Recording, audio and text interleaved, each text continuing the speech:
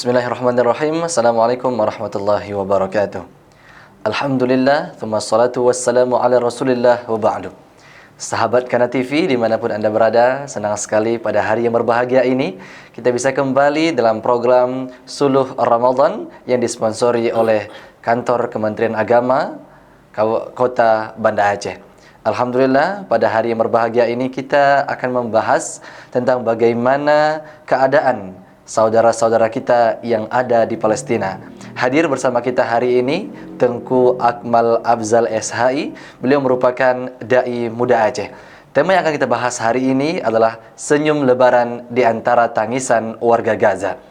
Kita tahu bersama puluhan tahun bahwa Gaza, saudara kita di Palestina, sudah dijajah oleh Israel yang tidak ada henti-hentinya hingga hari ini.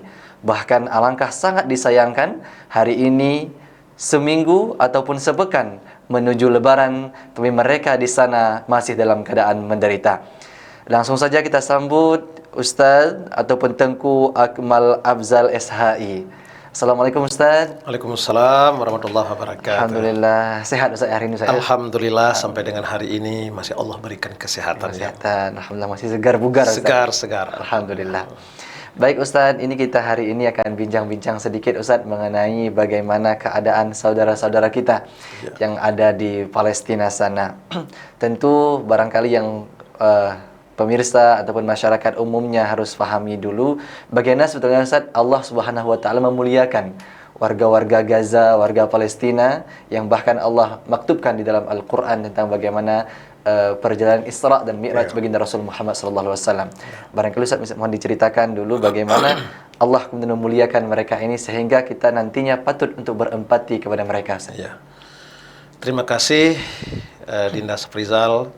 Assalamualaikum warahmatullahi wabarakatuh. Assalamualaikum. Quran surat Isra pertama itu menjadi pintu masuk bagi kita untuk meyakini bahwa Gaza dan Palestina itu bukan sembarangan tempat. Ketika Allah menggunakan narasi Subhanalladzi asra bi'abdihi lailan minal masjidil harami ilal masjidil aqsa alladzi barakna haulah, itu menunjukkan bahwa selain Masjidil Haram, Masjidil Aqsa sebagai kiblat perdana kita, ada keberkahan di sana. Maka ketika kita mendengar pengakuan Allah bahwa Palestina dengan Masjid Aqsa sebagai handalan, itu sedianya mengamankan tanah Palestina, itu sama diilustrasikan dengan mengamankan keinginan Tuhan. Insyaallah. Bahwa Masjidil Aqsa yang termaktub di dalam kitab suci Al-Quran itu bukan sembarangan ucapan, tapi mengandung nilai religius yang mewajibkan segenap umat Islam untuk menyelamatkan marwah Islam itu sendiri sebagai kiblat kita yang pertama, sebagai simbol kekuatan Islam. Maka ketika kita mereview seperti Dinda Saprizal mengulas bahwa berpuluhan tahun Palestina, Gaza tidak selesai-selesai dari penindasan dan penjajahan. Di saat planet bumi ini telah menghentikan kata-kata penjajahan, tapi saudara-saudara muslim kita di Palestina belum mendapatkan kata merdeka. Bukan hanya merdeka dari sisi ekspresi seperti kita di Nusantara, tapi kemerdekaan mereka dalam beribadah untuk berkomunikasi dengan Rabb-nya saja itu dibatasi. Maka cukup menyayat hati kita sebagai sebuah bangsa, sebagai sesama muslim ya. Innamal mu'minu ikhwah fa aslihu baina aqwaikum wattaqullaha la'allakum turhamun. Kita ini kan beriman, ini kan bersaudara. Yang Allah pesankan dari persaudaraan kita itu adalah fa aslihu baina akhawaikum. Berbaik-baik. Berbaik di situ kan kita dengan orang Palestina kan tidak bermusuhan. Tapi yang disarankan di situ adalah saling berbaikan hati kita, saling toleransi dan berbagi, semangat cinta kita itu. Al-Islam kal jasadi wahid ya. Islam itu kan bagaikan tubuh yang satu. Apa yang kita rasakan dari potret buram yang dipertontonkan oleh perilaku Israel, Yahudi laknatillah kepada saudara-saudara muslim kita di Palestina, terutama di Gaza, itu adalah cemeti yang cukup berat, yang sebenarnya nggak ada kata tersenyum bagi kita. Tapi entah rentan waktu yang jauh yang mengakibatkan seakan-akan kita tidak merasakan apa yang saudara-saudara kita rasakan di sana. Maka ketika tema kita adalah senyum menjelang Lebaran, di antara tangisan ya, bukan cuma tangisan, tapi di antara jiwa-jiwa yang berterbangan, di antara nyawa-nyawa yang hilang, di antara kematian yang tak berbatas. Kita di Aceh, kita di Indonesia, kita di banyak negara, bisa saja sepekan ini tersenyum karena Lebaran akan tiba. Tapi mereka tidak tahu. Mereka juga berpuasa, tapi mereka tidak menikmati buka puasa sebagaimana kita. Ya, baik.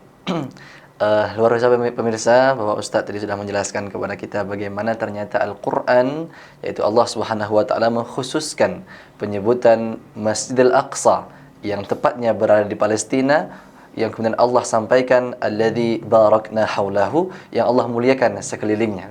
Dan ini menunjukkan bahwa Gaza adalah bagian daripada Palestina yang patut untuk diperjuangkan dan kita selamatkan, Ustaz. Betul sekali. Nah, menarik kemudian Ustaz, bagaimana hari ini masyarakat kita atau khususnya warga Aceh barangkali yang melihat bahwa saudara kita di sana, ya barangkali Ustaz juga sampaikan jauh barangkali dengan posisi itu, namun harusnya ini bukan menjadi penghalang bagi kita untuk senantiasa mendoakan, untuk senantiasa membantu. Nah, yang Ustaz lihat hari ini bagaimana masyarakat kita Aceh khususnya dan kita Indonesia dalam memaknai ataupun melihat tragedi yang terjadi di Palestina hari ini, Ustaz. Apakah hari ini sudah banyak di antara kita yang membantu atau justru masih ada yang abai, Ustaz, masyarakat kita ini, Ustaz? Sentimen kebersamaan itu tinggi bagi masyarakat kita Aceh. Alhamdulillah. Ekspresi kasih sayang itu diwujudkan dalam berbagai macam bentuk. Kendati itu belum bisa disebut secara totalitas. Kita berharap Ramadan yang telah kita jalani 20-an lebih ini itu menjadi media untuk mengetuk hati yang keras kian melembut, yang sinis menjadi optimis, bahwa Gaza dengan segenap penduduk Palestina itu adalah saudara kita. Saya banyak hal kadang-kadang memancing emosional saudara-saudara kita itu tidak lagi kadang-kadang melihat Gaza itu dalam satu konteks Islam. Tidak lagi melihat saudara-saudara kita di Palestina itu dalam satu keyakinan atau agama. Tapi dalam konteks kemanusiaan, justru gak ada kata zero toleransi atas penindasan itu. Karena ada ungkapan irhamu man fil ardi yarhamukum man fis sama. Berbagi, berkasih sayang dengan orang yang ada di bumi. Allah di tempat yang maha tinggi itu akan memberi jaminan untuk mentransfer kasih sayangnya kepada kita. sesama manusia saja kita harus saling tolong-menolong. Sesama manusia saja dilarang oleh Allah untuk saling menyakiti. Iya. Konon yang di sana itu adalah saudara-saudara kita.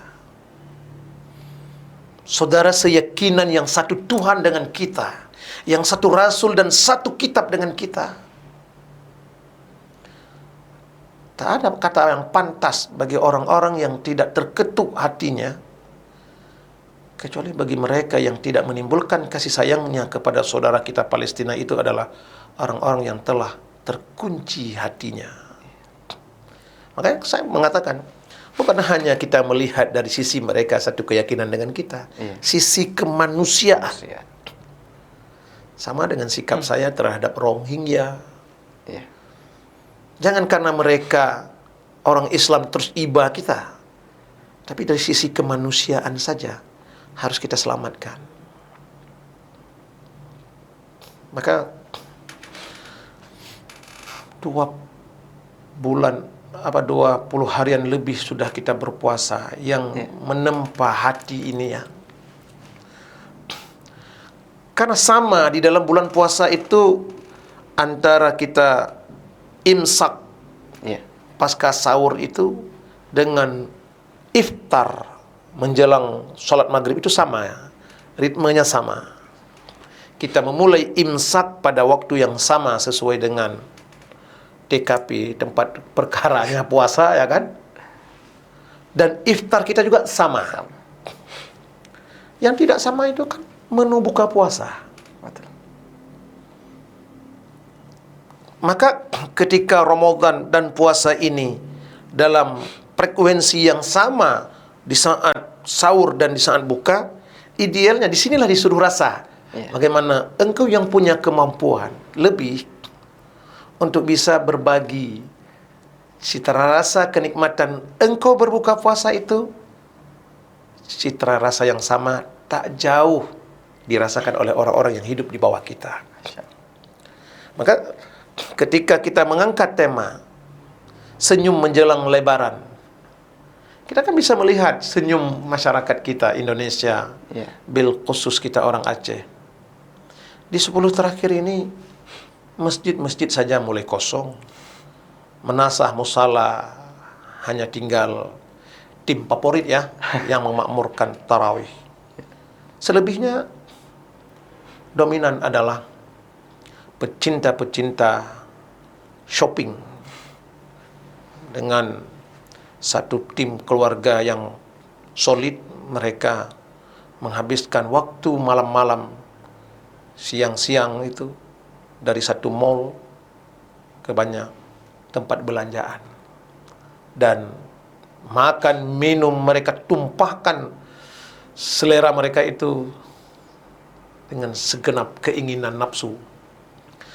Senyum kita, senyum anak istri kita, senyum keluarga besar kita, rasanya ternodai oleh deraian dan kesedihan saudara-saudara kita. Karena ada sabda Nabi itu, tidak layak seseorang itu dikatakan beriman jika dia berpuasa dan berbuka dengan segenap citra rasa, jika dia berlebaran dengan segenap citra rasa dan dengan segenap kegembiraan pada hari raya itu, tidak layak dia dikatakan sebagai mukmin. Ketika ada saudara-saudara yang seiman dengan mereka, justru pada hari lebaran itu meneteskan air mata karena kesedihan dan derita.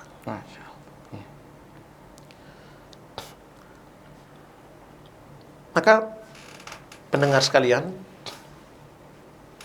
banyak media hari ini, banyak sekali media hari ini yang kita bisa berbagi dengan saudara-saudara kita. Mereka memang membutuhkan uluran tangan kita. Ad-du'a'u silahul mu'min. Doa itu senjata ampuh bagi mukmin. Bagi saudara kita di Palestina, di Gaza, butuh, tak boleh terhenti, unlimited doa kita. Tapi karena mereka juga sedang rapuh dari sisi makanan, minuman, dan kebutuhan pangan, maka doa kita harus berbaringan dengan sumbangan material. Tenaga mungkin terbatas. Karena peluru-peluru nyasar memastikan siapa yang kena itu pasti akan celaka. Tapi doa menembus segenap relung hati manusia. Tapi belanja material, sumbangan fisik kita dalam bentuk benda, itu belum pernah ada kata cukup. Saudara-saudara kita itu dibabat habis. Seakan ada upaya untuk pembumi hangusan etnis Muslim Gaza dan Palestina. Kasih sayang kita. Hadis Nabi itu, la yu'minu ahadukum hatta yuhibba li akhi kama yuhibba li nafsih. Tidak pantas seseorang itu menepuk-nepuk dada, aku mukmin, aku muslim. Tidak pantas kalau dia belum membangun nilai kasih sayangnya, belum mentransfer rasa iba dan prihatinnya kepada saudara-saudaranya yang lain, seperti ia iba dan sayangnya pada dirinya sendiri. Muslim sejati itu Muslim yang merasakan. Makanya ketika ada ungkapan al-Islam kal jasadi wahid, Islam itu diilustrasikan bagai fisik yang satu, itu artinya senyum kita pun harus kita batasi. Senyum kita pun harus dalam koridor yang patut. Karena derayan air mata saudara-saudara kita di Palestina itu adalah air mata darah yang per detik kehidupan mereka nggak ada jaminan.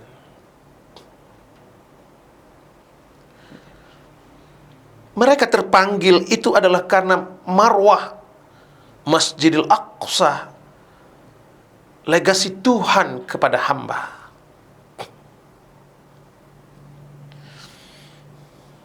Maka tak pantas kalau sepekan menjelang Lebaran ini kita berpoya-poya dengan segenap kegemerlapan, dengan segenap huru hara, dengan segenap senyum tanpa batas. Padahal ada Rp1 yang cukup amat bernilai untuk saudara-saudara kita. Bantu mereka. Pastikan ada sebahagian senyum anak istri dan keluarga kita itu kita berbagi dengan mereka untuk menghentikan derita mereka. Gitu. Ya, Masya Allah. Ya, pemirsa sekalian, sahabat Kana TV yang dimuliakan oleh Allah Subhanahu wa Ta'ala, Ustaz sudah menjelaskan kepada kita bagaimana ternyata derita yang mereka rasakan di sana yang bertubi-tubi dan tiada habisnya, dan ini masih masih juga mereka rasakan sampai hari ini. Dan Ustaz juga berpesan kepada kita semuanya agar apa yang kita rasakan menjelang Lebaran ini, senyuman yang kita tebarkan, anak, famili, keluarga kita yang kita berikan kebahagiaan, mudah-mudahan kita mampu menyalurkan sedikit dari harta kita untuk kebahagiaan warga Palestina juga. Baik, kemudian Ustadz, ini menarik kemudian bagaimana keadaan warga Gaza yang per hari ini kita lihat di sosial media, Ustadz ya, itu masih juga mendapatkan ancaman, mendapatkan gempuran, bahkan bom-bom yang tidak hentinya, Ustaz. Yang mungkin barangkali pemirsa juga bisa melihat di sosial media, Ustaz ya.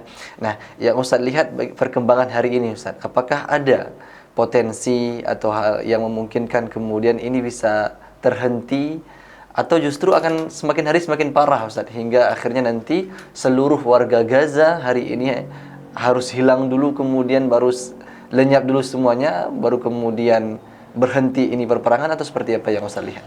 Nothing impossible, tidak ada yang mustahil jika Tuhan mau mengkehendaki sesuatu. Fa'alul lima yurid. Allah itu punya otoritas untuk berkehendak. sesuai dengan keinginannya. Qulillahumma malikal mulki tu'til mulka man tasha wa tanzi'u mulka mimman tasha wa tu'izzu man tasha'u wa tuzillu man tasha'u biyadikal khair innaka ala kulli syai'in qadir. Ali Imran 26 itu dengan jelas Allah mengatakan bahwa Dia adalah pemegang otoritas segenap detik kehidupan manusia. Allah beri kekuasaan kepada yang Ia kehendaki, Allah pula yang mencabut. Allah muliakan seseorang, Allah pula yang menghinanya. Atas apapun itu Allah kuasa. Dalam pandangan kasat mata kita manusia, bisa saja seakan Gaza akan sampai pada batas endingnya. Tapi ketika Allah memperlihat kemahabesarannya, betapa kadang-kadang kita diperlihatkan tanda-tanda mati satu, tumbuh 100, mati satu, tumbuh 1000. Sehingga kita pun dalam pandangan nalar yang normatif berpikir, pane manusia di Gazanya tak le orang. Sementara 1-2 negara yang kita lihat ketika menghadapi bencana alam terasa kehilangan banyak manusia. Di sana bak semutnya, begitu dibombardir satu titik, keluar ribuan manusia di tempat yang lain. Wa makaru wa makarallah wallahu khairul makirin. Israel punya rencana, Yahudi punya plan, Allah juga punya skenario. Kalau bahasa yang kita dengar itu linuriyahu min ayatina, itu Allah itu kan sedang memperlihatkan kemahabesaran alladzi barakna haulah. Palestina itu kan perjalanan beliau ke sana itu, dan negeri itu adalah negeri yang diberi berkah oleh Allah. Perjalanan yang dikelilingi dengan keberkahan. Banyak ahli-ahli filosof atau orang-orang sufi itu mengatakan, nggak ikut campur tangan manusia pun Allah sanggup menjaga Palestina itu. Kun, kata Allah, fayakun, jadi. Tapi masalahnya, apakah kita cukup dengan menunggu takdir tanpa ikhtiar insaniah? Kita nggak dituntut untuk datang ke sana berperang, tapi dituntut adalah solidaritas kita, soliditas kita, kekompakan kita, sentimen kemanusiaan kita yang sedang diuji oleh Allah. Karena Ramadan ini dengan puasa itu telah ditempa hati kita, perasaan kita, jiwa kita dari hari ke hari, dari minggu berganti pekan hingga nanti sempurna 1 bulan. Kalau toh dengan Ramadan ini tidak terbangun kepekaan sosial kita, tidak terbangun semangat cinta dan kasih sayang kita, kapan lagi? Maka pendengar, pemirsa sekalian, Allah memperlihatkan, wahai hambaku, dengan potret kelam yang sedang kalian saksikan di Gaza itu, timbul tidak semangat jihadmu. Itu dipancing dulu. Nanti baru ada pada tataran mana jihad kita. Karena ada walladzi nahajaru wajahadu fi sabilillah hingga akhir ayat. Orang-orang yang berhijrah dan berjihad pada jalan Allah tiba-tiba mati, Allah beri garansi 1 tiket VVIP, surga tanpa sensor. Nah, jihad hari ini tentu bagi kapasitas tertentu yang punya kekuatan fisik dan strategi Bisa saja dia akan bergabung menjadi tentara-tentara yang akan melawan Yahudi di Palestina sana. Tapi bagi kita yang jihad kita dengan non fisik, jihad pikiran, dan jihad material, nggak boleh terhenti. Saudara-saudara kita di Palestina itu sungguh demi Allah, mereka sedang membutuhkan ularan tangan, doa, dan bantuan kita. Masya Allah. Baik pemirsa, sahabat Kana TV, sudah menjelaskan bahwa ketika memang Allah Subhanahu wa taala berkehendak, Allah bisa saja bahwa akan membebaskan Palestina, memerdekakan Palestina. Namun apa kemudian andil ataupun tanggung jawab kita sebagai seorang manusia, sebagai seorang muslim dalam melihat hal ini? Allah Subhanahu wa taala sesungguhnya sedang menguji kita, menguji keimanan kita. Apakah kemudian kita terpanggil atas peristiwa ataupun tragedi yang terjadi di Gaza sana. Baik Ustadz, barangkali apa sebetulnya yang kemudian menghalangi masyarakat kita hari ini, atau khususnya bahkan orang-orang muslim hari ini, yang barangkali masih ada di antara mereka yang enggan untuk membantu Palestina? Apakah kemudian ada di antara kita, memang kami lihat, yang berpemahaman bahwa sesungguhnya dalam hal membantu itu didahulukan terlebih dahulu kerabat terdekat katanya, Ustaz.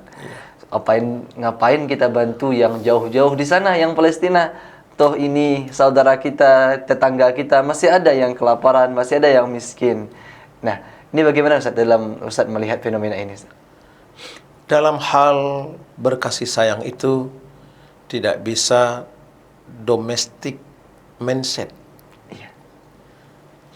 Kelas yang kita lihat itu adalah lokal banget. Saudara, sedara, ibu, bapak, tetangga, jiran, itu adalah keniscayaan yang tak bisa dipungkiri, yang harus kita berbagi. Tapi dalam konteks kita sebagai makhluk sosial, makhluk yang hidup dalam planet bumi ini, jangan pernah berpikir kalau toh saya akan prioritaskan saudara, sedara, tetangga, jiran. Sungguh ketika Aceh menghadapi gempa bumi dan tsunami 2024 mempunyai mindset yang sama, apakah kita bisa bangkit sampai dengan hari ini? Tapi karena mindset kepekaan sosial solidaritas itu adalah menembusi lintas geografis, batas negara, bahkan lintas agama dan keyakinan, maka gempa bumi dan tsunami 2004 yang lalu menjadi tangga Aceh bangkit. Ketika seluruh penduduk bumi ini mengirimkan delegasinya ke negeri ini. 2004 yang lalu kita dengan segenap negara-negara yang berada di pesisir Lautan India menghadapi bencana dan empati dunia berdatangan. Tapi kita kan tidaklah selalu berada tangan kita di bawah.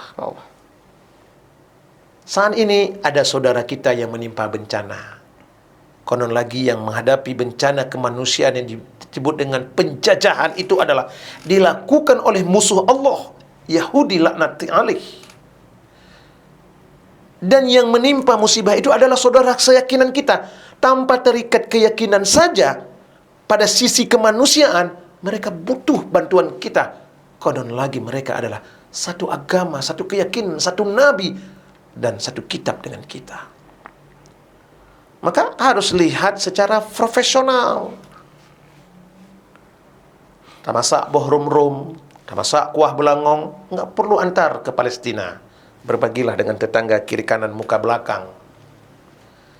Tapi ketika beli baju lebaran, kan ada satu baju yang bisa kita sisakan seharga yang pantas. Kita masukkan ke dalam koin penerima santunan Palestina. inilah yang sebenarnya nggak perlu formalitas sekali. Kalau memang hati itu terpanggil untuk berbagi dengan saudara-saudara kita, entah nggak tahu hari ini kita masih perhatikan Palestina, hari ini tangan kita masih di atas untuk membantu sesama, nggak ada yang mustahil besok lusa tangan kita pula yang di bawah. Iya. Maka jangan pernah berhenti, sahabat seiman dan seagama, jangan pernah berhenti untuk berbagi. Sedekah itu, as-sadaqatu tadfa'ul bala. Sedekah itu bisa menghindari petaka. Nggak ada yang hilang dari nilai yang terkecil, konon lagi yang besar, dari rupiah yang kita sisakan kepada saudara kita. Nggak ada yang hilang, hanya saja berpindah tempatnya. Maka sepekan menjelang Lebaran ini harus ada gerakan senyum bersama. Tidak boleh ada yang meneteskan air mata dan hidup dalam kesedihan. Karena ketika lantunan Allahu Akbar, Allahu Akbar, Allahu Akbar, walillahil hamd, ketika lantunan talbiyah itu, ketika lantunan takbir itu menggema sejagat, yang boleh hanya ada air mata kebahagiaan yang membasahi pipi kita. Tak ada air mata kesedihan. Maka ketika ada air mata kesedihan di antara air mata kebahagiaan, kata Rasul, dikutuk satu negeri itu. Ketika ada satu tetes air mata kesedihan jatuh ke bumi, maka bumi akan mengutuk penduduk negeri itu. Karena kegembiraan mereka berada di tengah tetesan air mata orang lain. Mari kita galak senyum bersama. Tak boleh ada air mata kesedihan. Baik, Masya Allah Ustaz. Pemirsa Kana TV sudah menyampaikan kepada kita bahwa kita harus nantiasa tergerak dan menggerakkan hati kita. Karena mindset yang kita sampaikan tadi, yang hanya memikirkan keluarga, sanak famili saja, itu nantinya akan berbahaya ketika nanti tiba-tiba kita yang berada di posisi yang membutuhkan bantuan itu, Ustaz. Dan kalau nanti orang tidak mau membantu kita, justru akan lebih berbahaya. Betul. Demikian Ustaz ya. Dan Ustaz juga sampaikan kepada kita bahwa ternyata sedekah kita tadfa'ul bala. Ini bisa menghindari kita dari musibah-musibah, perkara-perkara yang tidak kita inginkan. Barangkali saat ini sebagai pertanyaan terakhir kita Ustaz di hari menjelang berbuka ini Ustaz.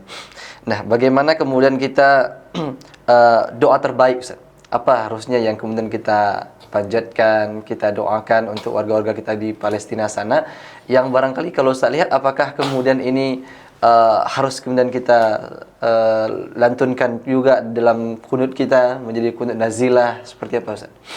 Tak ada format baku dalam menyampaikan doanya hamba kepada Rabbnya. Bahwa ada Allahumma a'idil Islam wal muslimin wa ahlikil kafarata wal yahudi dan seterusnya, itu dari sekian banyak formulasi, ya kan? Allahumma ansurna muslimin wal Palestin dan seterusnya, itu juga format dari sekian banyak format yang ada. Selemah-lemah kita, iza sa'alaka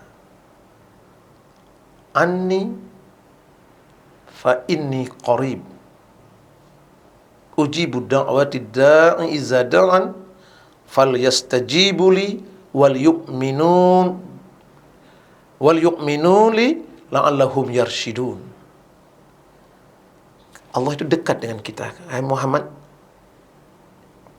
ketika ada umatmu bertanya kepadamu tentang aku, katakan aku itu dekat. Aku akan perkenankan segenap asa mereka. Aku akan perkenankan segenap pinta mereka ketika mereka bermohon. Selemah-lemah kita berdoa bahasa Indonesia, bahasa Aceh. Jet, Iya. tafadhol. Apa yang memungkinkan hati itu terpikat dengan Gaza dan Palestina?